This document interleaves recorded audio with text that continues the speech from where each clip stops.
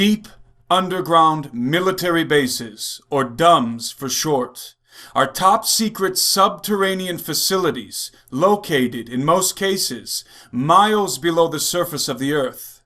Commonly built within or beneath hard rock formations, such as mountains, mesas, hills, and plateaus, DUMBs provide maximum security and secrecy for both military and corporate interests. These clandestine underground installations facilitate at least 3 strategic objectives. Number 1, security, as in the warehousing of sensitive assets, i.e., nuclear warheads, biological weapons, etc., and safe haven of high-ranking military and government officials during national crises, i.e., nuclear fallout, EMP attack, civil unrest, etc. Number 2, secrecy, to conceal the research and development of highly classified technologies, especially those derived from antediluvian and/or non-human origin. Also, to conduct controversial experimentation, especially relating to behavioral modification, genetic engineering, and human cybernetics. Number 3, subversion, to subvert public scrutiny and rule of law, as in the Constitution and Bill of Rights, in pursuit of technological, political, societal, and financial objectives. Though the existence of most of these dumb installations, no pun intended, is officially denied, some of them have surfaced into public awareness, such as the Cheyenne Mountain Complex, formerly the home of NORAD, and the Mount Weather Complex. The well-known, yet officially undisclosed Mount Weather Emergency Operations Center, also known as the High Point Special Facility, located in the Blue Ridge Mountains of Virginia, is a continuity of government complex operated by the Federal Emergency Management Agency, FEMA. Completed in 1958, the classified installation beneath Mount Weather was originally designed to be a relocation site for the highest-ranking officials in government, including the President of the United States and his cabinet. Often described as a subterranean city, the base includes a hospital, crematorium, dining and recreation areas, sleeping quarters, an emergency power plant, dozens of office buildings, some of which are 3 stories high, a radio and television studio, which is part of the emergency broadcasting system, and a special train that connects to strategic locations throughout the country, utilizing a high-tech and hidden transit system. The Very High Speed Transit System, or VHST, was a RAND Corporation concept presented to the military-industrial complex in the 1970s. The RAND Corporation described the concept as follows: a very high-speed transit system operating in its own rarefied atmosphere in evacuated tubes in underground tunnels. Most cases considered took less time to go coast to coast, as in 21 minutes, than it takes an aircraft to climb to an efficient operating altitude. VHST's tubecraft ride on and are driven by electromagnetic EM waves. In accelerating, it employs the energy of the surrounding EM field. In decelerating, it returns most of this energy to the system. Tunnel systems would be shared by oil, water, and gas pipelines, channels for laser and microwave waveguides, electric power lines including superconducting ones, and freight systems. Environmental and economic benefits are substantial, and the technology for building and operating the system exists. Although the VHST was never to be developed for the benefit of the public, it was, nonetheless, quietly constructed beneath our feet for military application. There now exists a vast network of subterranean tunnels through which an electromagneto-leviton train, or maglev train, passes at speeds in excess of Mach 2. The maglev train, suspended on electromagnetic waves 3/4 of an inch above a monorail and moving faster than the speed of sound through a near frictionless vacuum, is able to traverse the distance between Los Angeles and New York City precisely as the Rand Corporation predicted, in under 30 minutes. As unbelievable as it sounds, maglev technology is not science fiction, and is even now finally being considered for above-ground civilian application, though with inferior speed capabilities. The secret construction of both the VHST and the DUMS that they network together was made possible by top-secret nuclear-powered tunnel-boring machines called subterranes, the patents for which, coincidentally, were filed in 1972 by scientists working at Los Alamos National Laboratory. Due to the advanced technology employed in these machines, exceptionally large tunnels can be made at incredible speeds without generating residual debris. In his book, Underground Bases and Tunnels, Dr. Richard Sauter explains, nuclear subterranes work by melting their way through the rock and soil, actually vitrifying it as they go, and leaving a neat, solidly glass-lined tunnel behind them.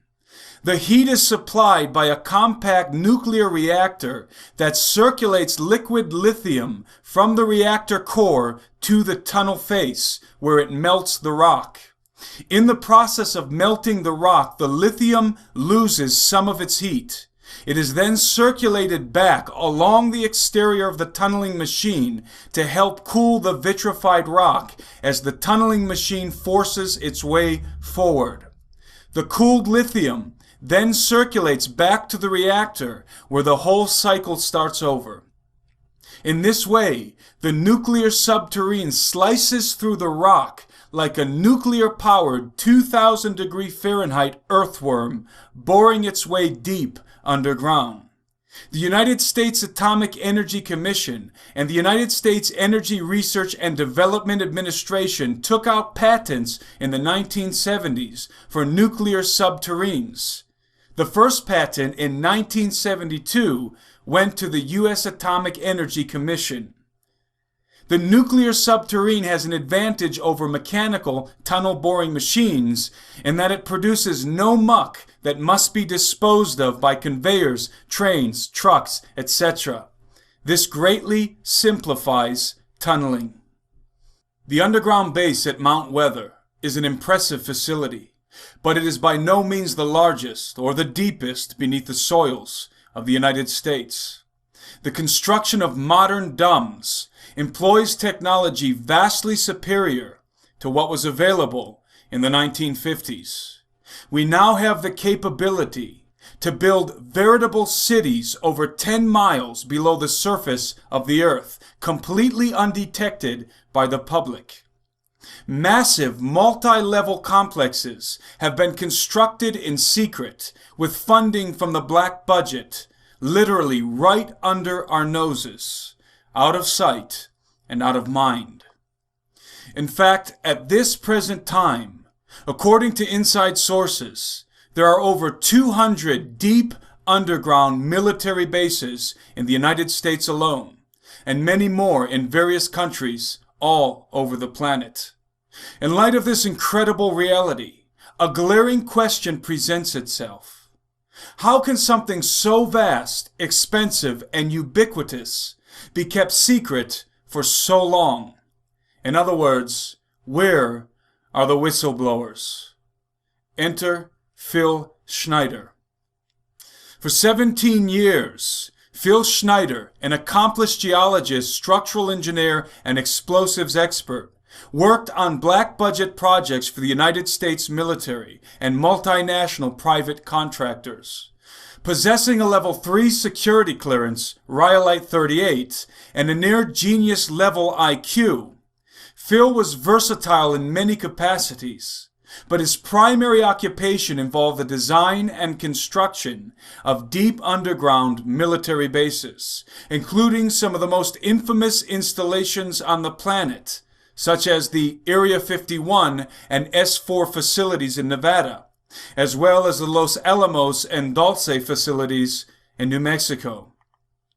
After discovering a nefarious conspiracy involving an alleged collusion between factions inside the United States military and a technologically advanced non-human race living in the caverns of the earth, Phil felt betrayed by the leaders of the country he loved and summarily discontinued work with the military. Disillusioned with the government and enraged at the assassination of his colleagues working in black projects and of his closest friend, Ron Rummel, Phil Schneider decided to break his oath of silence and disclose the top-secret activities in which he had been intimately enveloped for so many years. From 1994 to 1996, he lectured all across the country, even under a constant threat of death. In fact, in his final year on the lecture circuit, Phil survived 13 separate assassination attempts involving firefights, car chases, and hand-to-hand combat. However, sadly, the 14th attempt on his life would succeed. On January 17, 1996, Phil Schneider was found dead in his apartment in Wilsonville, Oregon. He was brutally tortured and then, with his hands bound behind his back, was slowly asphyxiated by a catheter tied around his neck. Although Phil's death was dubiously declared to be a suicide, all of the material evidence he carried with him on the lecture circuit, including official documents proving his allegations, along with photographs and fragments of secret alloys used in reverse-engineered military craft, were missing. Besides all of this, Phil had lost the index and middle finger on his left hand in a bizarre incident. There was simply no way that he could have tied the catheter tight enough around his own neck to kill himself. For telling the truth, Phil Schneider paid the ultimate price. So rather than cite his testimony, I will let Phil speak for himself. I'm Phil Schneider. I spent 17 years in black budget programs, government geologist, as engineer, structural engineer with aerospace applications. Self-taught metallurgist, became kind of famous in my own right. I basically would have a set of notes here, but they're unavailable in all this melee. Up here I have different artifacts explaining some of them are alien metals that have been produced both on this planet and the confines of outer space that are now used in all stealth aircraft. All stealth aircraft, for instance, all black jets, what you're seeing of black helicopters and the like. The skins and the coatings and the residues that are used predominantly in the aircraft themselves, in the airframes and the rotor blades and the fans, and in some cases in submarines, special titanium hulls in the Phoenix class submarines now. All this has come from alien technology. 1947 is what the public has been told. Something crashed in the backyard in New Mexico, a place called Roswell, New Mexico. Unfortunately, that's what the public's been told. The military's known about the alien question for the better part of 70 years, and they first saw their glimpse of what was going on as early as 1909 in the American Southwest. Now, Army cavalry evidently were chasing some bandits, and they entered this cave. They were holed up in a cave, and what they found in there was flying discs and little gray guys and all kinds of weird things, and they didn't know how to explain that, and they wrote them down as best they could, and it's been in secret archives ever since. That's up in the down by the Truth or Consequences area of New Mexico.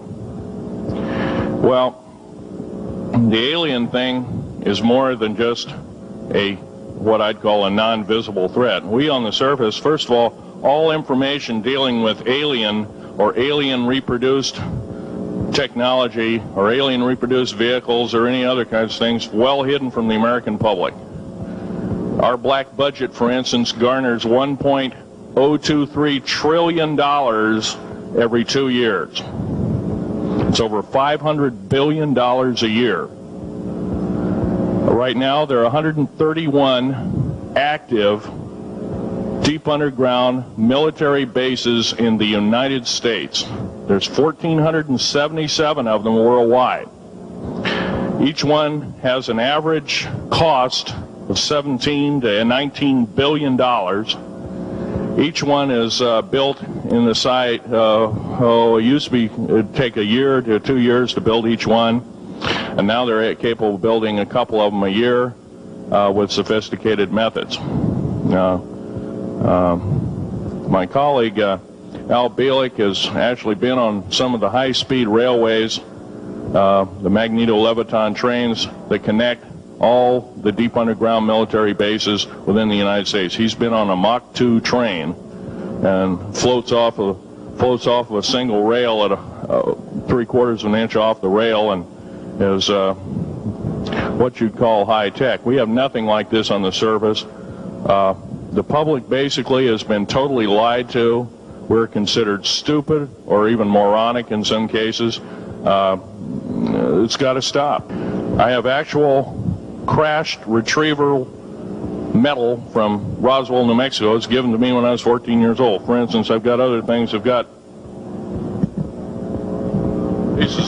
pieces of this piece of titanium, a special titanium alloy made for everything from the original SR-71 Blackberry. That's old hat now.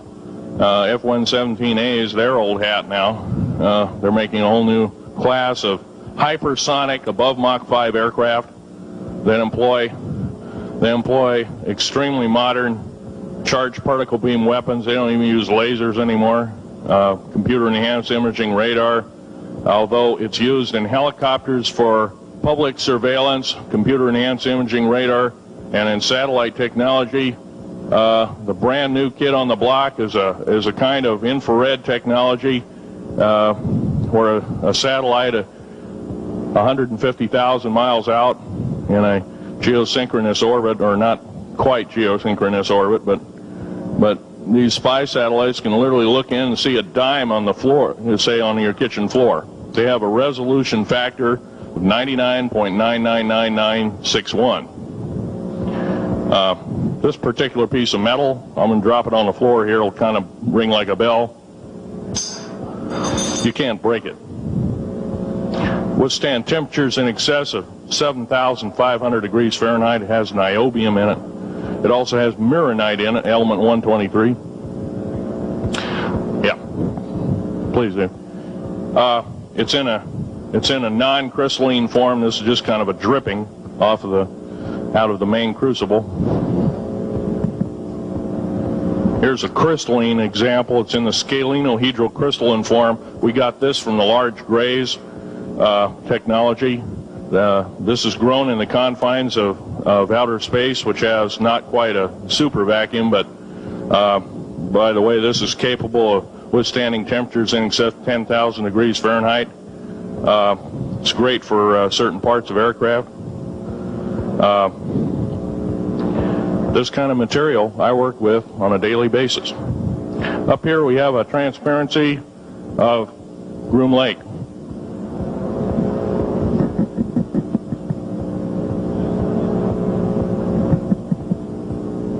Groom Lake is where the infamous Area 51, S4, S2, a CIA base, it was originally a bombing range, a nuclear test site. It was later become the most secret base in the United States.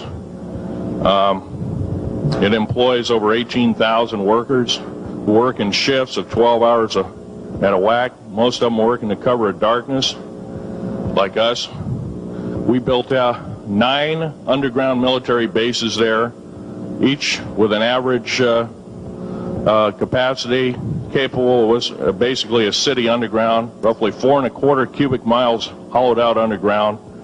They have boring machines, for instance. They don't bore, they literally vitrify and melt the rock, deflagrate the rock. It's a very sophisticated laser melting and deflagrating system. It reduces the rock to a powder and then melts the remaining rock as a coating on the inside of the base, so you don't have to use gunite cements and other kinds of things like that. That's all old hat now. Technology is just basically the new technology we get is the old hat of the military. I'm going to be real brief about it. I carried a level 1 security clearance, the Rylate 38 factor. There are very few of us. There's nobody except myself, to my knowledge, talking like this. Nobody. I'm breaking the law. I'm breaking world as well as federal law, coming out and even talking about this to a group of people. I love my country more than I love my life. 2 weeks ago, I was shot in the shoulder.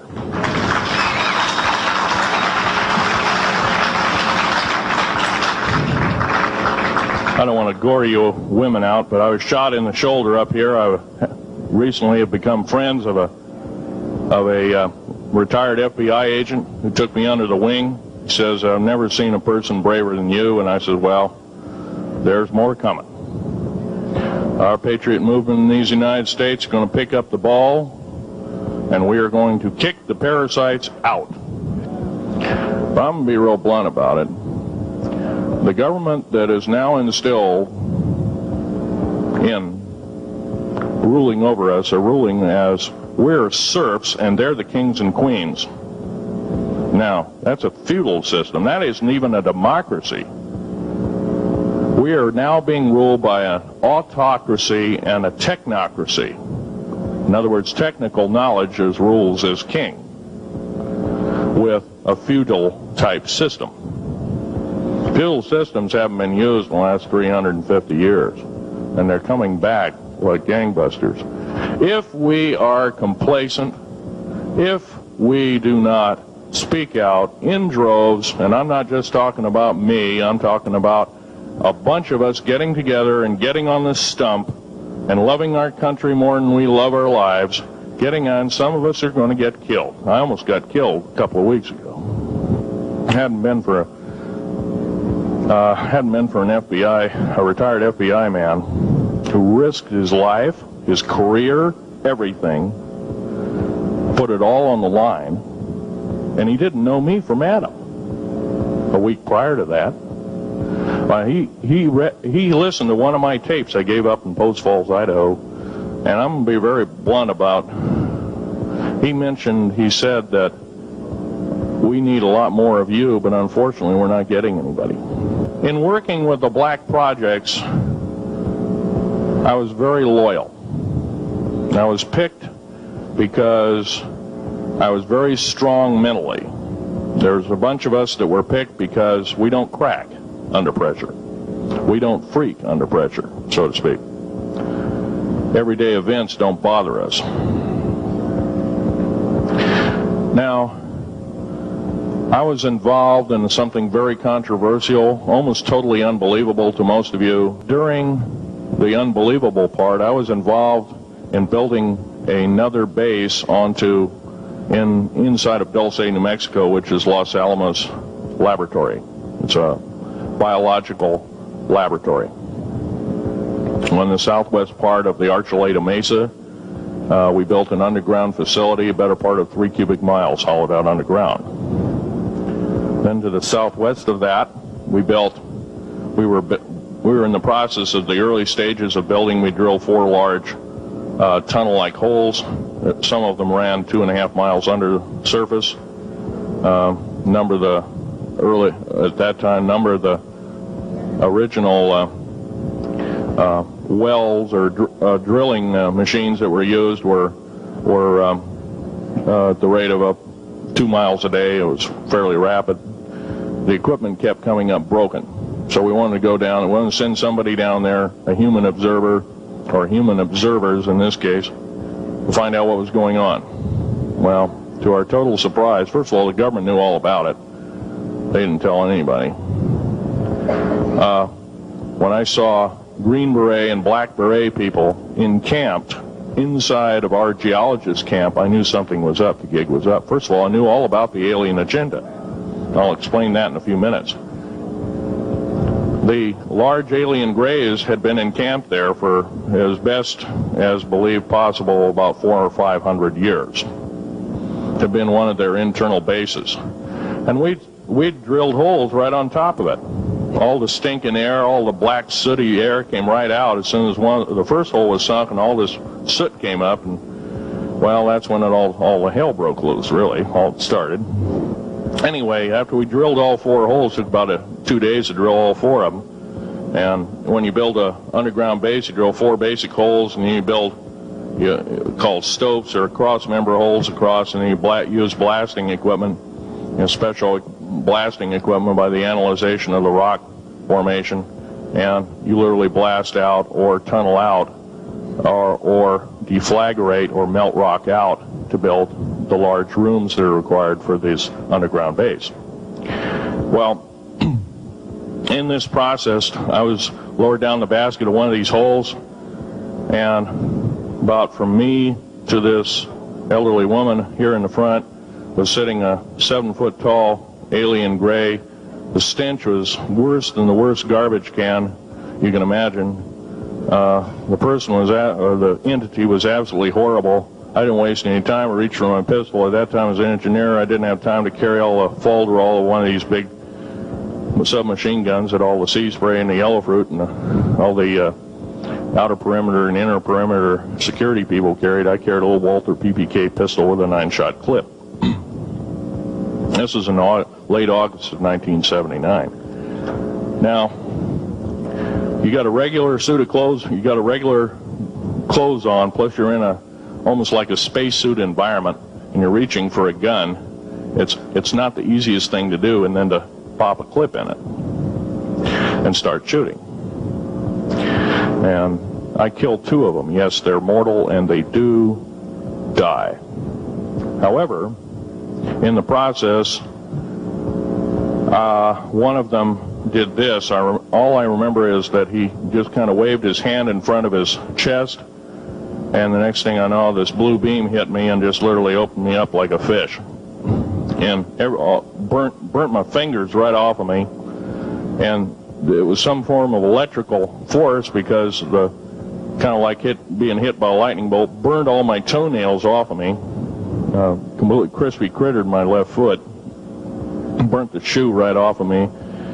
All I remember is the smoking remains, and I'm still conscious, but in and out of, I didn't remember much. And there was a Green Beret that was right behind me that risked his life. In fact, he died. But he risked his life. He shoved me back in the basket and hit the button and took me up. And I wouldn't be alive talking to you today if it wasn't for him. I'm forever indebted. He lost his life. 66 Secret Service agents, Green Berets, Black Berets, crack troops lost their lives because the government, our United States government, lied, did not tell us anything about the alien threat. There's a war underneath there, and I'm talking dead serious. Now, it gets to the big question. If all this has been hidden from us, everybody says, well, where's the proof? I've got some of the proof laying on the table. But a lot of you probably are totally skeptical. They say, well, I could be anything.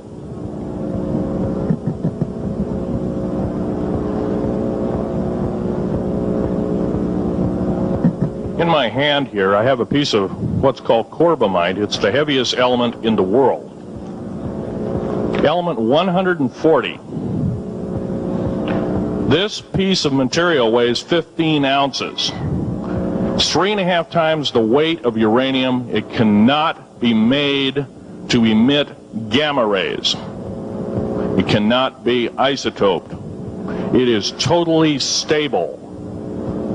It is used in all stealth aircraft and all Phoenix-class submarines. When combined with other alien elements, it is impregnable. It cannot be melted with charged particle beam weapon. When properly combined in secretive compounds, it can withstand temperatures in excess of 10 million degrees Fahrenheit. This particular piece of metal is an amazing piece of technology.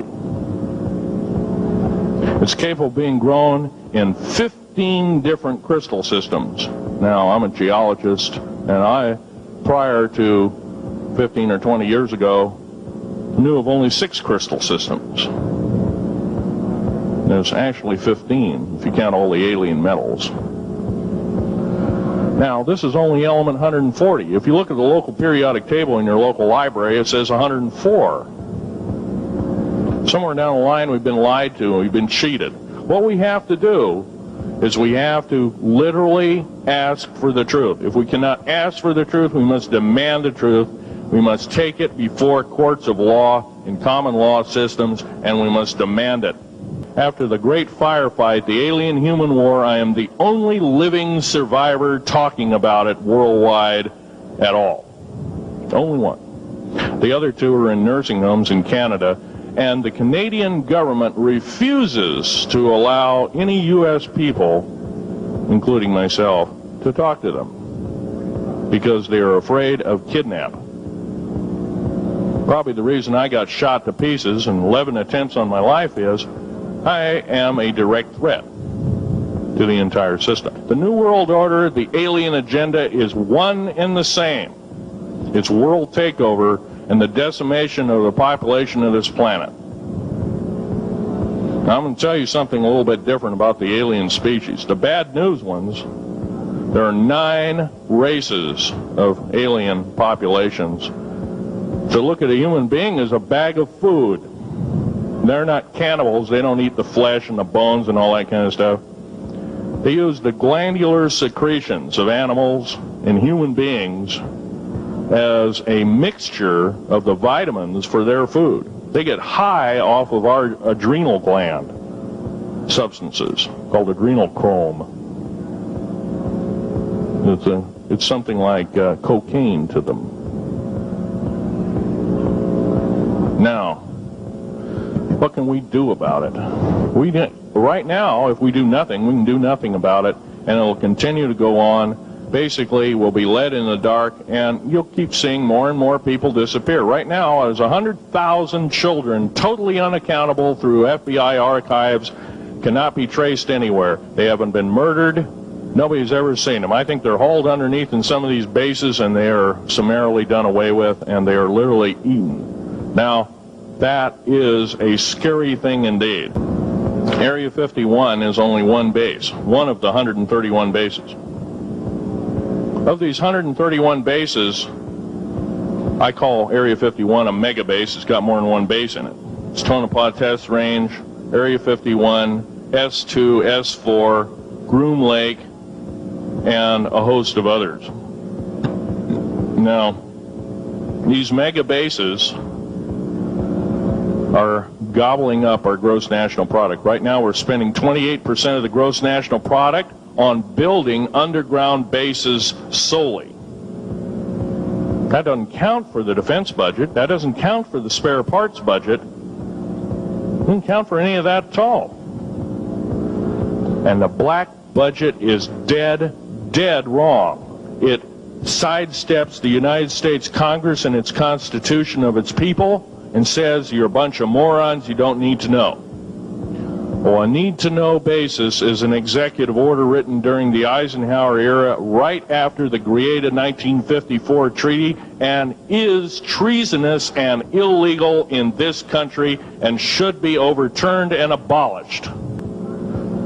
I have a young family. I have an ex-wife and child. Defense Intelligence Agency goons tried to kidnap my daughter not too long ago. My ex-wife, working in the state government services in Oregon, picked up her .22 handgun, shoved it in the back of the neck of this one person. Give me my daughter back. If I don't, I pull the trigger. Gave the daughter back. Good choice. Now, The remark that my ex-wife had to say to this individual was, if I ever see you again in any way, shape, or form, I will kill you on sight. You're an abuser of children, therefore I suffer to you that you should not live.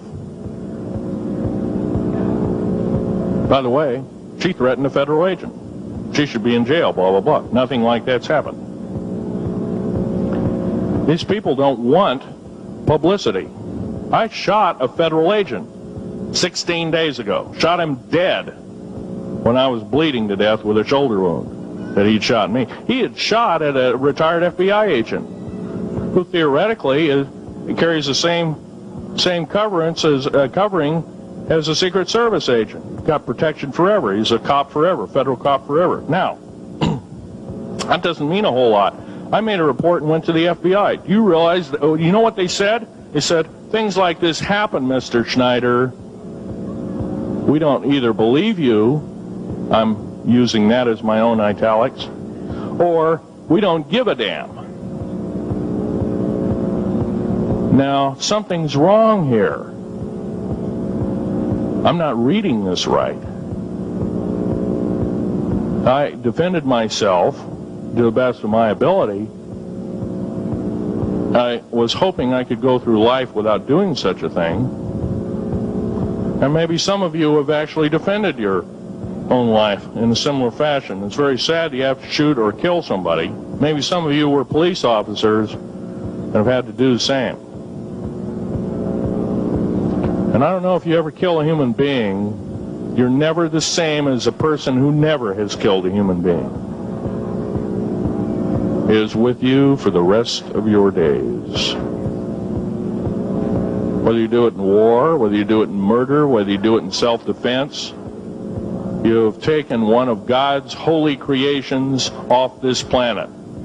And there is a void there. And I feel that, and I'm very sorry for that. But I had to defend myself. Otherwise, I wouldn't be here. My message must continue. I'm doing it on my own money. And I'll continue to do it. As long as it takes. As long as I've got to live.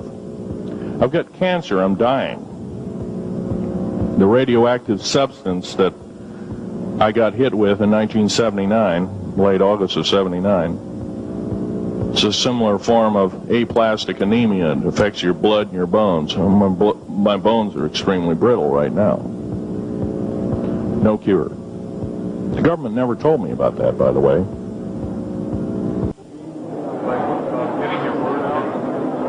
I haven't, but I have downloaded 140,000 pages.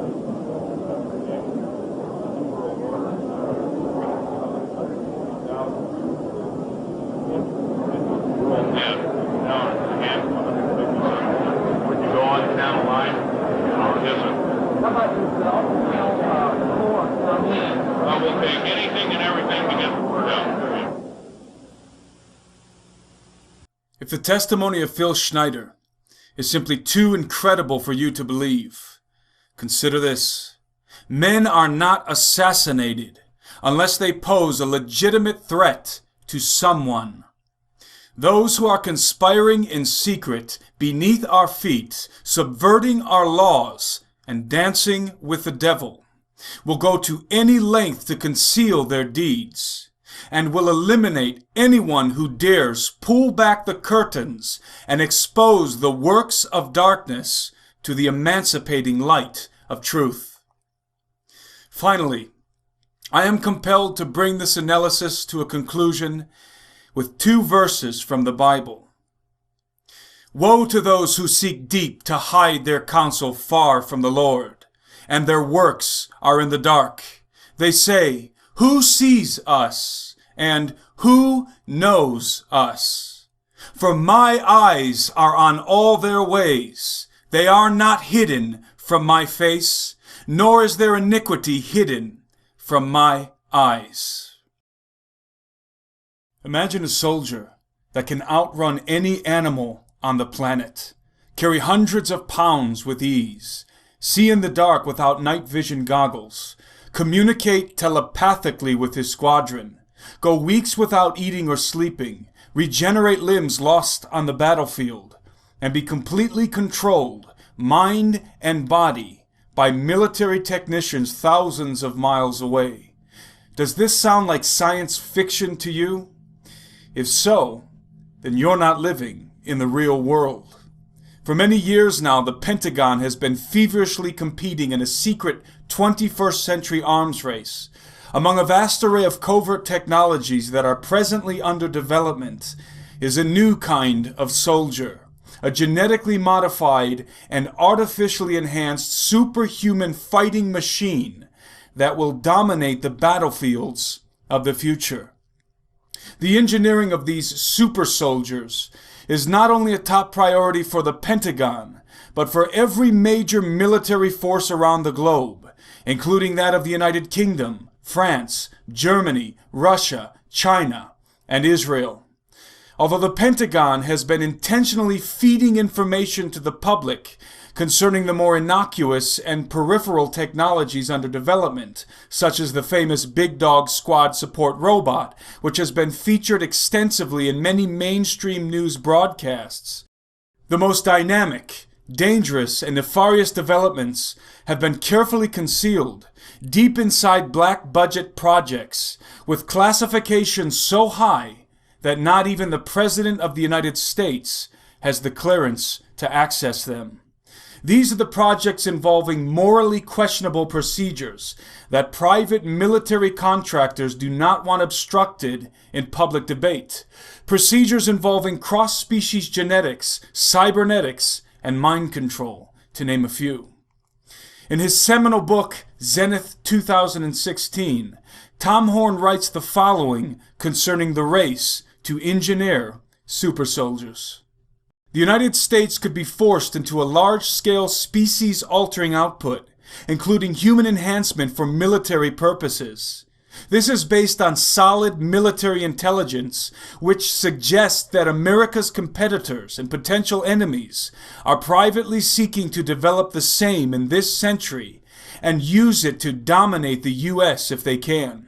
This worrisome government think tank scenario is even shared by the Jasons, the celebrated scientists on the Pentagon's most prestigious scientific advisory panel, who now perceive Mankind 2.0 as the next arms race.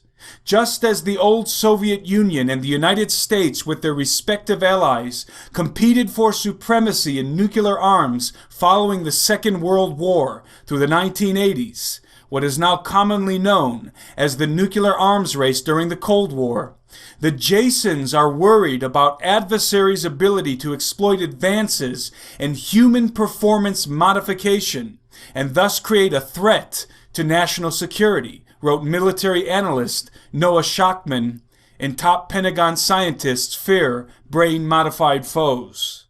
What exactly does human performance modification mean? And what is Mankind 2.0? The answer to these questions can be defined by one term: transhumanism. In a nutshell, transhumanism refers to the pivotal transition between humanity's current evolutionary state, Mankind 1.0, to a new, transcendent, consciously evolved post-human state, Mankind 2.0. Transhumanists advocate an intentional upgrade of our species by every and any means available, including cross-species genetic modification, i.e. human-animal hybridization, and cybernetic integration, i.e. human cyborgization. The transhuman philosophy posits that by blending human beings with both animals and machines, we can acquire extraordinary superhuman capabilities, such as the ability to regrow lost limbs like a starfish, for example, or the ability to see in infrared with a thermal scope attachment integrated directly into the eye cavity. The moral banner of the transhumanist movement is to improve the human condition through self-enhancement, but in truth, the ultimate goal is not merely to improve the human condition, but to transcend it and become immortal. In other words, to apotheosize into gods. There is, of course, nothing new about this philosophy. It is the principal tenet of the oldest religion on the planet, Luciferianism. For the transhumanist, there are no moral barriers to this agenda, only technological ones, and they are falling fast. It is crucial to understand that transhumanism is not science fiction, but an unstoppable inevitability, even now manifesting into reality through the facilitation of every major technological institution on the planet, including the U.S. Department of Defense, as author Steve Quayle notes in his mind-blowing book, Xenogenesis. One rather strange player in the push towards transhumanism is the U.S. Department of Defense's DARPA, Defense Advanced Research Project Agency. Although on paper DARPA works on military projects, in practice the agency develops much of the equipment and techniques that may prove instrumental for the creation of robotic equipment and the transformation of human beings in very profound ways. Because of its unprecedented military application, the development of a genetically enhanced cybernetic super soldier is well underway and progressing at an alarming rate, Tom Horn explains.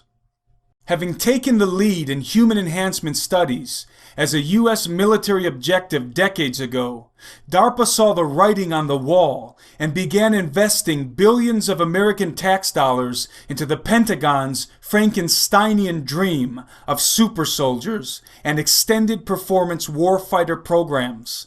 Not only has this research led to diagrams of soldiers with hormonal, neurological, and genetic concoctions implanting microchips and electrodes in their bodies to control their internal organs and brain functions, and plying them with drugs that deaden some of their normal human tendencies, the need for sleep, the fear of death, and the reluctance to kill their fellow human beings. But as Chris Floyd, in an article for Counterpunch a while back, continued, some of the research now underway involves actually altering the genetic code of soldiers, modifying bits of DNA to fashion a new type of human specimen, one that functions like a machine, killing tirelessly for days and nights on end. Mutations that will revolutionize the contemporary order of battle and guarantee operational dominance across the whole range of potential U.S. military employments.